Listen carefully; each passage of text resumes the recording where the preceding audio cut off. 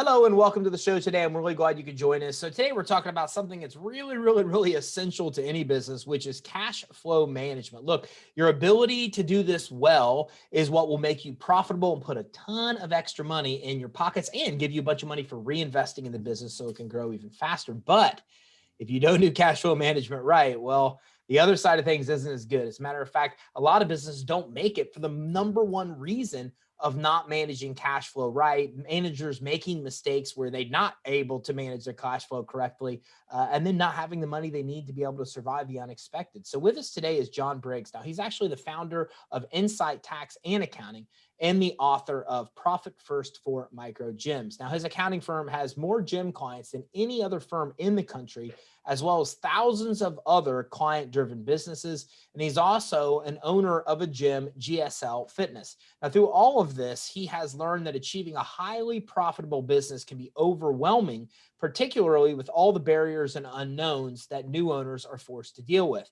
Now, entrepreneurs can quickly become stressed and burned out, and often sadly give up on the mission they actually set out for. Okay, and much the same that the body needs blood to survive, a business needs cash, the lifeblood of the business, to stay healthy and grow more resilient. John, thanks for joining us today. Hey, thanks for having me. You wear a lot of hats, man. You're a gym guy and you're also an accounting guy. Yeah, it's really important to surround yourself with good people. That's for cool. Sure. That's good. Now, what do you think that the greatest challenges that business owners face that you see when it comes to finances in general? It would be easy for me to say it's cash flow, but I actually think it's the mindset around cash flow. A lot of times business owners set out to make money, and that's why they took the risk of being a business owner, but they quickly get stuck into the trap of the day-to-day operations and putting out the next fire and figuring out how to grow, that they neglect to take the time to focus on cash flow. And so it's kind of a mindset thing first. Like, we have to understand the importance of it to the business and to what we're trying to accomplish, instead of thinking it as some sort of necessary evil. Sure. And you're profit first professional, so you understand that concept realistically. Well, a lot of people don't understand what it is. So talk about what you do at Profit First. Yeah, so Profit First is the original book was written by Mike Michalowicz. And when we're talking about profit, really, we're talking about cash for the benefit of the owner. When you think about, I have cash that comes in, gets deposited into my bank account, I spend it on vendors, the money that's left over, that's profit. And how is it that you are managing that profit, not only in a way to grow your business, but also in a way to help you as the owner receive compensation and be fairly treated for the work you put into it, so that we minimize the risk of getting burnt out. And so as Profit First professionals, what we do is we help business owners implement this system where it follows human behavior. It's not super accounting heavy. It kind of plugs on top of whatever you're already doing there. And it's a really nice, simple system on how to allocate your cash to certain things, so that you know that when those expenses come up, or the items which are important to be paid, that you're gonna have the cash available to do it. And this is a mistake that I see a lot of business owners make, and I've made it for many years before I figured this out. Whereas the business will eat up all the cash that it's given to eat up. And I think that's kind of the way it is in life, right? I mean, like, one of the best ways I found to save is just have money come directly out of my bank account. Because when I do that, I don't notice it's gone, but otherwise it's used on all different kinds of crazy things. But there's some law, and I can't think about the name of it for business. Parkinsons Law. Okay, what is it? What's it called? Because I was just trying to look this up. What's the law called? It's called Parkinsons Law. So I have a great story that reflects this. My first job out of college was as a controller for a door-to-door sales company. And for people who aren't familiar with that title, controller is really head accountant. So it's a super boring position for most people. I love numbers. Not boring for me, but I get it. And one day the president of the company comes running into the office and he's like, "John, you better lock the doors and not let anyone know that you're here." And so, having a typical boring job, I'm thinking to myself, what is going on? I can't imagine I've done anything to offend somebody that badly that I need to hide. especially knowing that the weekend before we just had this end of year celebration with the company where we celebrated almost $30 million in revenue. And so we were handing out bonus checks to sales reps, 10,000, 20,000, 30,000 bucks. So I'm like, seriously, man, why do I need to hide? It's like, well, the business owner had tried to get $1 million loan to cover those checks that we just sent out, and he didn't get the loan. So all those checks are going to bounce, and all those people are going to come in today asking you to write them a new check.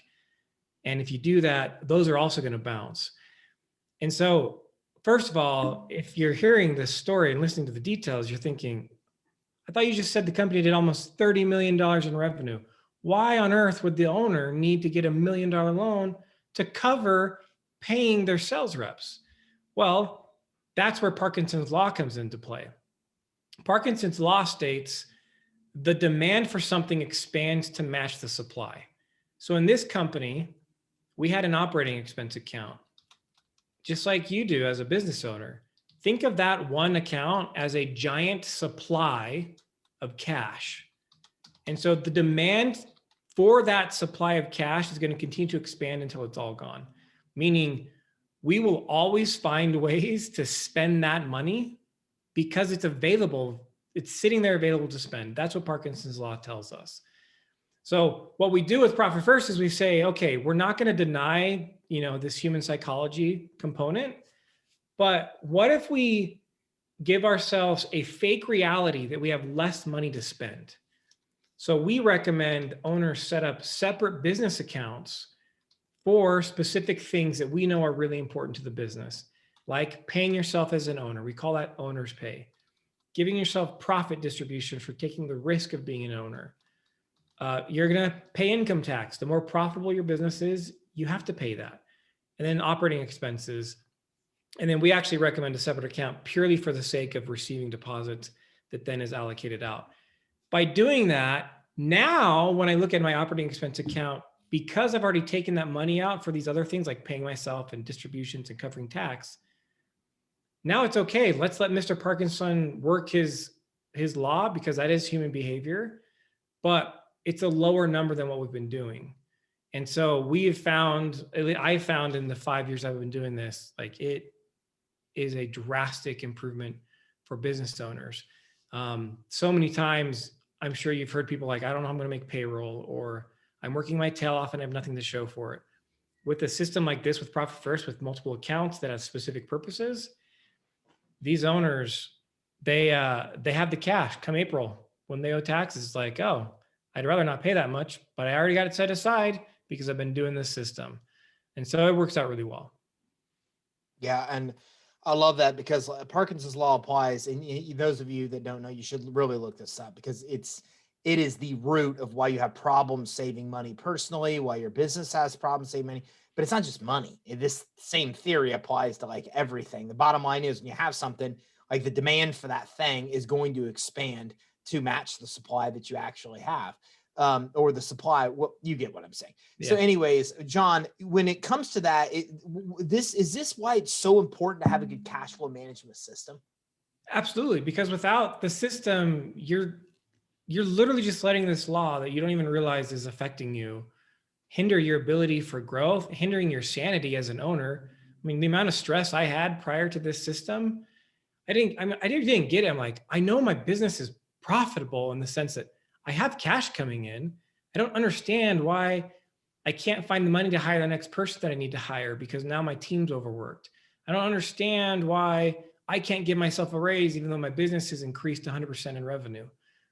All of those things get solved with a cash flow management system like this. And that's what happens is I think a lot of entrepreneurs say, if I get to 7 figures, everything's going to be great. Or if I get to 8 figures, everything's going to be great. And it's not. It's not. The same problems exist. The business will take every bit of cash that it has to take unless you do what John's saying, which is that you start setting aside a different accounts. You take the profit out first, you set that aside and you don't let it be touched. That way the business can never eat that. Otherwise it does. And we all use the excuse that we're using it to put back in for the growth of the business, right? And then we don't have anything left for us. So what are some other the biggest mistakes that you see business owners make when it comes to cash flow management? Uh, Most of the time, they don't want to take the time. So I get it's not a sexy part of the business. Um, and getting higher sales that I just, especially from a what's coming into our attention span, like a lot of money spent to marketing to us to spend money on other things that we fall for the trap of thinking it's going to help our business. And it may help your business. But if you don't get the control on top of your cash flow, it's just, it doesn't matter how much you do because it's like having a boat with holes in it. You're just going to, all you're doing is spending all your time trying to dump the water out, not realizing you didn't stop the problem in the first place. So we recommend with the system that owners spend no more than once a week, but at least twice a month, that they take a time period, 15 to 30 minutes even, to sit down and manage their cash in the way that I'm describing. If you set it up the right way, you'll have one account that receives all your deposits. So then when I sit down, if I'm doing it weekly, let's make sure that I zero out my income account into these other buckets once a week. And when I sit down and do that, I'm also paying my bills and I'm going to review just the last 7 days of transactions. So many business owners don't spend any time on this until it comes tax time and they're like, oh crap, I got to get my stuff ready for my accountant. That's way too late for you to make business decisions based on how your business is performing. And that's a giant task for an owner who already procrastinated at 12 months because they just don't like doing it. Now, instead, if I sit down once a week for 30 minutes, all I have to do is look at the last 7 days. That's so much easier to digest. And because it just happened, I will be able to see for myself as the owner, was that expense actually an investment in my business or was it a cost? Was it a waste of money?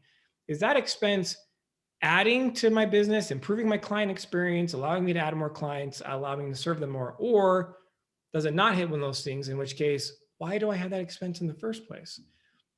And so now not only do we create this fake reality that you have less money to spend, you also are setting up a system where in a very easy way, 15 to 30 minutes a week, you are helping your business stay lean and strong with no excess expenses. And then you're going to start seeing like, oh my gosh, I've actually accrued some money. Now I can do some of those things that I was talking about. They can be for personal reasons, like that trip you want to take, or they could be, I've always wanted to invest in this because I know it's going to grow my business even faster. And now I have this amount of cash that I can do that. But it doesn't happen unless they take the time to actually sit down and do it. And it doesn't, again, it doesn't have to be this giant project that has to be done. 15 minutes, 30 minutes, like it can be done in a short time frame. When should business owners start doing this? I mean, yesterday is the right answer, I think. You know, even from the inception of their business, when they're just from the inception of their business. In fact, we've found those who implement Profit First from the beginning of their business grow a lot faster than those who don't, because during a business growth period, as income increases without a cash flow management system or boundaries around Parkinson's Law, our expenses are always going to pace the speed at which our income increases. Sometimes it actually increases faster. So even from the beginning, as your income increases because you're in growth mode, you become very aware of what expenses are actually moving that growth for you, and you only invest in those. And that's not to say we don't make bad spending choices, but with a system like this, you identify them really fast. And so now you don't have a month of something that's not working. It's like, hey, I did that or a year's worth of something that's not working. It's like, hey, I did that for a couple of weeks. Yep, I'm not seeing a result. And I should by now, based on what I was told. So that's not really going to work out. So yeah, startups, existing businesses, this system works. What are some tips that you would give business owners that are kind of already overwhelmed with their financial situation now? Find a small thing. So we know that if you don't change anything, nothing's going to change. So if usually business owners who are overwhelmed, generally their business is a scenario where they are living paycheck to paycheck. There's a lot of stress involved there. That's why they're overwhelmed with the financial stuff, because they don't feel like they can take the time to even do it. But if you're like, I don't have the willpower right now to even implement an entire system, let's start with something simple. Set up 2 bank accounts, and one's going to be for your tax burden that you'll end up paying every year. And then the other one's going to be for profit distributions. And once a month, sit down and take 1% of your income and put it into each of those accounts. If like at a minimum, do something simple, take a small step towards changing what's going on. And eventually then the behavior sits in, then the desire, like I've heard a quote, success precedes motivation. So by starting with something small like this, let's just put 1% into tax account, 1% into profit account, you're going to start seeing some success from that. And that usually motivates the business owner to then look at adding, what's the next thing I can add into this system until the full thing's implemented.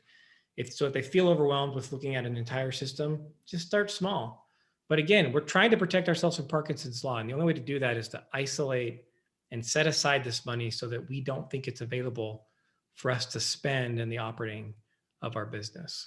John, how does somebody increase their take-home pay so they don't get that burnout of living paycheck to paycheck? Because I think this is surprising to a lot of people. A lot of people think business owners are just rich. But the reality is, because of Parkinson's Law, oftentimes we're not pulling enough money out, especially in the early years, you're living even less of a life than they were working a job. How do you prevent that? What are some things they could do to turn that around? No, it's so funny. We, especially if you've been a business owner for any amount of time, we get frustrated that these employees look at us, they think we're filthy rich.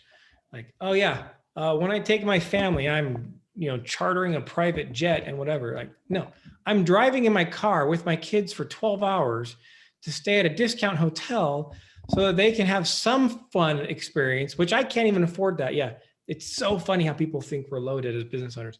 I think when it comes to burnout though, we've found when we sit down with a new client, there's usually at least 10% in their expenses that is completely unnecessary, not moving the needle whatsoever. But because they're not taking the time to sit down and think about it, they just keep spending that money. So a lot of times doing a cash, like an expense analysis, that is going to help you free up some cash flow, because you don't need to be spending that money on that stuff because it's not doing anything for you. And I think it's like a broken record with the system, because it really does work. As you set aside the money for these other things and you start operating your business on what's left in the operating expense account, you just automatically increase your take-home pay. It's just how it works, because we underestimate our creativity as owners of, oh, I only have this much money to run my business now. Okay, I guess I'm forced to do that. Apollo 13, I think, was the movie where Tom Hanks is in it, and it tells the true story of these astronauts who, like, the goal was to land on the moon, but halfway through, before getting to the moon, an air scrubber blows up. So now the mission became, how do we get these astronauts home alive? Landing is nothing, but let's not maybe let them die. Well, usually NASA takes 3 months to like form a procedure based on all their bureaucracy and testing and all that stuff.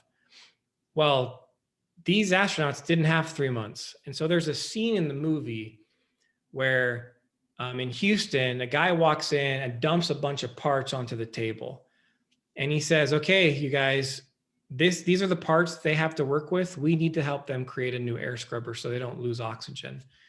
And in real life, it took them 3 hours to solve that. So 3 months is what it usually is. With limited resources, they solved the problem in 3 hours. It's just, that's a dramatic example to illustrate that we can, with limited resources, be more creative with the way we run our businesses. We just need to give ourselves the chance to prove it. What litmus test do you think that business owners should use for expenses to be able to see if they're really justified or they're not. Because I'll give you an example. Like through COVID, we literally cut $1.8 million in expenses. I didn't know that was possible, right? Because we all thought it was necessary stuff. But when you look at it and your back's against the wall and you get kind of freaked out, you realize how much stuff is really not needed in your business. And that's an extreme example, right?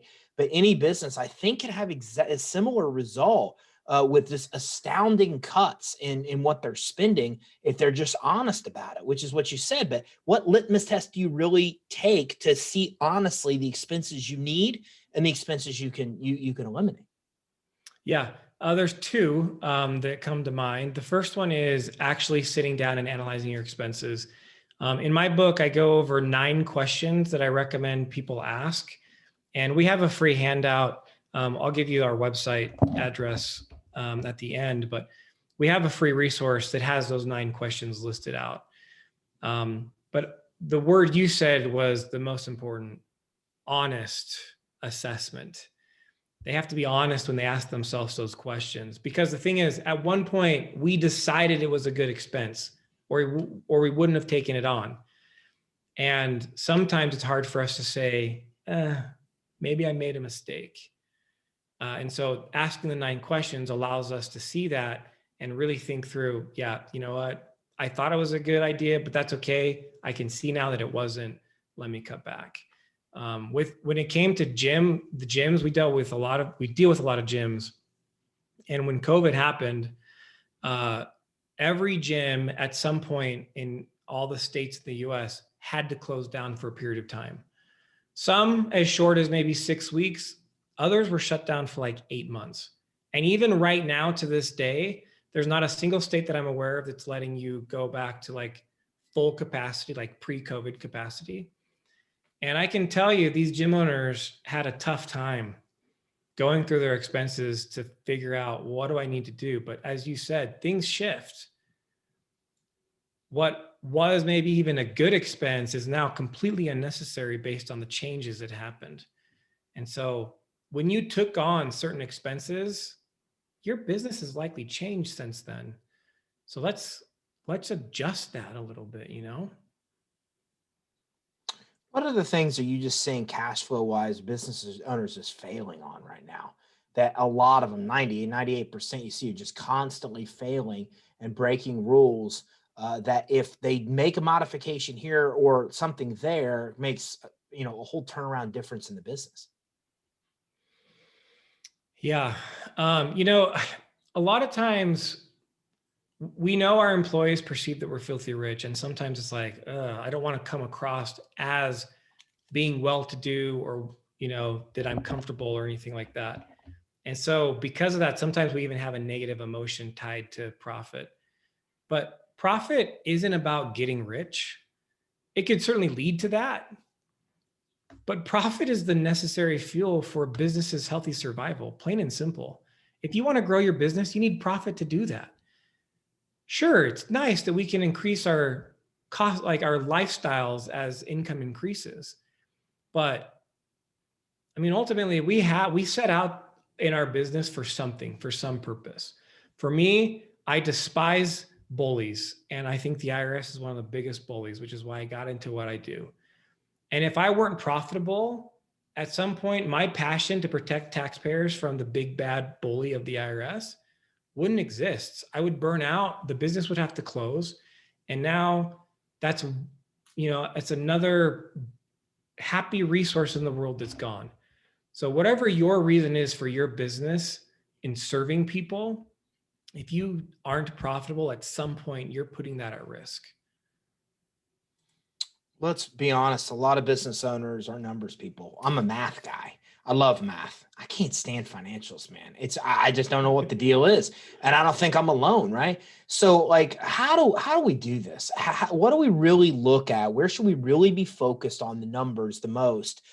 Where can we put our energy, the limited attention spans that we have as entrepreneurs, and we don't want to be in this stuff to begin with, to just look at where we can kind of get a quick litmus or a quick test of how things are going, and maybe get some ideas of what we can, what should, in balance sheets and P&Ls and tax, all this stuff. What should we really be looking at if we have limited time to just see what kind of difference we can actually make? Yeah. So looking at limited time, That's the beauty of the Profit First system. If you follow the system, that's all you need to do. And you can do it in limited time.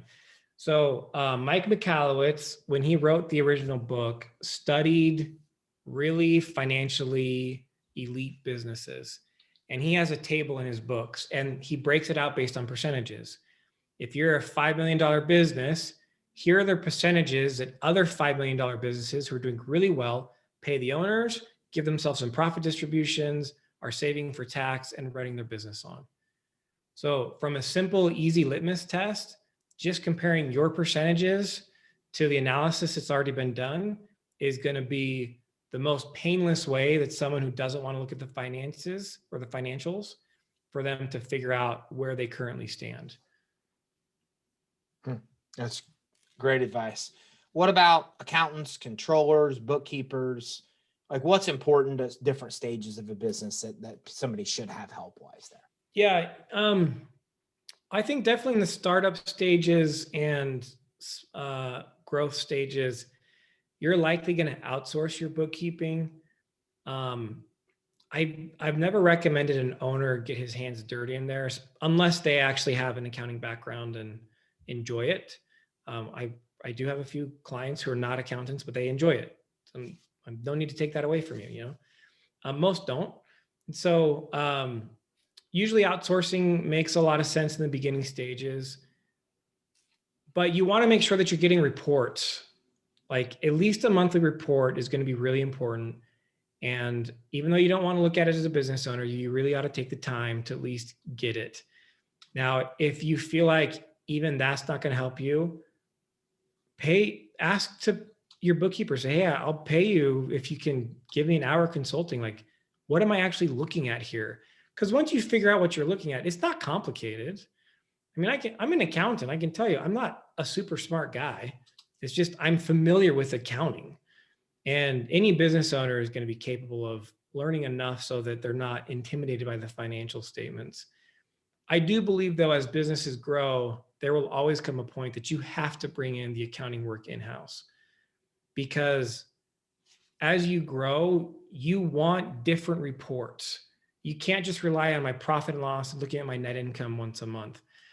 There's going to be important metrics that you're probably going to want to look at, maybe even as frequently as every day or once a week. And having an accounting department in-house, they can get that for you. But the cost to have that provided to you from an outsourced company, I'm just telling you, is really expensive.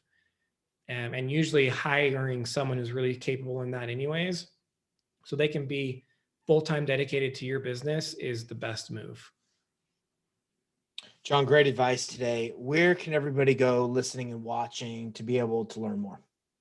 So our website is incitetax.com, and that's INCITETAX. So Incite, like to incite a riot. And we have a bunch of free resources. Check out our blog, a lot of great tax tips. And if you can't find something like the analyze expense resource that I'm talking about, just fill out the contact us thing and say, hey, I heard you on the podcast. Can you send me that resource? And we'd be happy to send it to you. John, thanks for coming on with me today. Yeah, thanks for having me. So listen, this is probably some of the most valuable advice you'll ever get. I mean, to give you a real life story in my business is I run a business like a lot of us have, and we don't have a lot of money in the bank, and we kind of run thin, really thin from time to time. And it's stressful on the owners. It's stressful for anybody in the management. And then COVID hit and we got freaked out and we really looked at our expenses. We did exactly what John said to do here. We cut tremendous amounts of expenses that we really didn't need. And now it's such a night and day difference, just the amount of stress, the amount of joy that I get from the business, because now we got plenty of cash on hand. Now, I'm able to take out money from the business and have the life I always thought that I wanted to start a business to be able to have. It is a night and day difference in the two worlds between where most of us have lived and still do, and where you could be if you actually follow John's advice. So what Incite does is they actually stop you from overpaying tax and overspending your cash. And that is the difference between having a business you really love that pays you very well and having a business where it's a struggle, where you're living paycheck to paycheck. You are living, good, taking vacations with 12-hour car drives and discounted hotels. It's all the difference here with, overpaying taxes and overspending your cash. So if you don't want to do that, if you really want to have a profitable business, then what you really should do is go to incitetax.com. That's incitetax.com. And when you do, there's a ton of free resources here, a blog, as well as many other things, the assessment that actually we were talking about earlier. And you can easily click the schedule session button to schedule time to learn more. And again, have a business that you love, but you're going to love it even more if it pays you well, if you're stockpiling cash that you can really use for the reinvestment into your business. So make sure you go to incitetax.com. That's incitetax.com. And if you are a gym owner, then this is the only book I've ever seen that's a specialty book for gym owners, especially on how to do this the right way. And you can get that at profitfirstformicrogyms.com/launch. That's profitfirstformicrogyms.com/launch. I'm going to put that on the show resources page. So make sure you grab that book and make sure you visit incitetax.com. Thanks for tuning in. Have a great day.